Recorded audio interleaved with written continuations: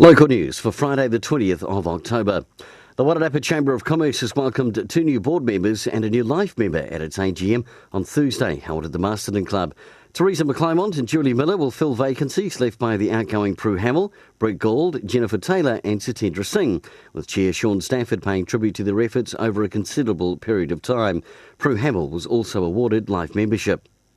2 Wairarapa women have won an award for their successful tourism business. Kitty Alworthy and Jenny Barge of the Tora Coastal Walk have taken out a category win, the AgriSeat New Zealand Love of the Land Award, and are one of the 4 finalists to be announced for the Enterprising Rural Woman Award 2017, which is announced next month in Invercargill.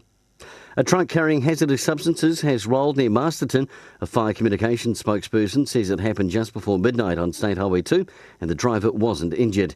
He says they're considering putting a diversion around the crash site north of Masterton today as they work to remove the truck. And in sport, the Wairarapa Bush Club Sevens take place tomorrow with all premier clubs involved except Eketahuna and East Coast. The finals kick off at around 3 o'clock with Matamura and Gladstone squaring off first at 9:30 on Saturday morning.